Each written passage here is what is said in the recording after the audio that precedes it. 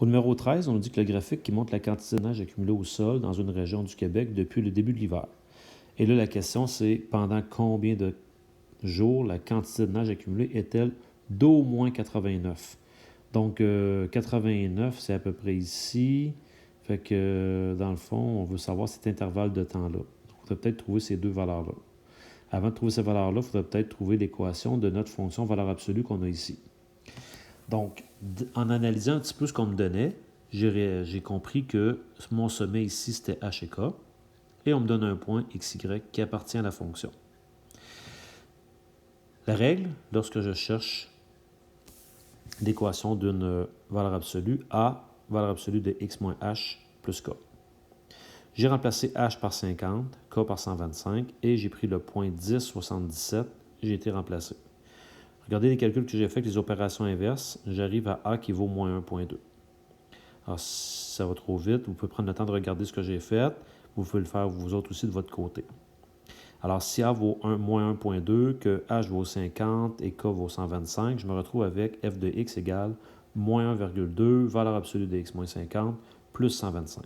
Et là, la question qu'on me pose, c'est qu'on va avoir au moins 89. Donc, on veut savoir c'est quand que moins 1,2, valeur absolue de x moins 50, plus 125, c'est quand que ça sera plus grand ou égal à 89. Donc, ce qu'on fait, nous, on soustrait 89 parce qu'on veut qu'on soit plus grand ou égal à 0. Je vais me retrouver avec moins 1,2, valeur absolue de x moins 50,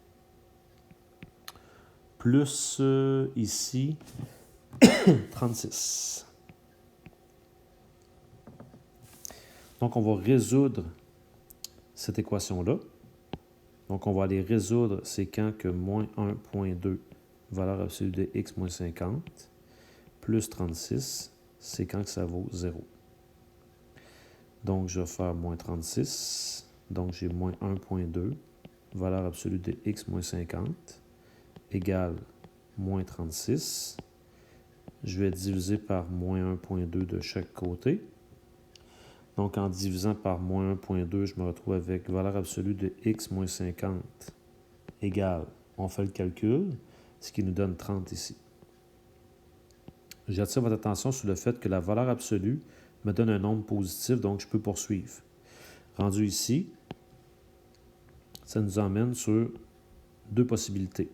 Soit que x moins 50 égale 30, ou bien x moins 50 égale moins 30. Dans ce cas ici, en faisant plus 50 de chaque côté, ça fait x égale 80.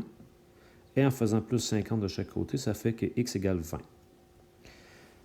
Alors, on prétend que c'est à 20 et à 80. Alors, on va voir si ça a du sens, qu'on vient de trouver.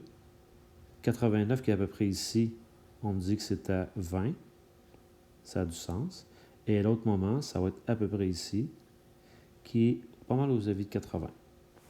Et là, répondons bien à la question. Donc, réponse.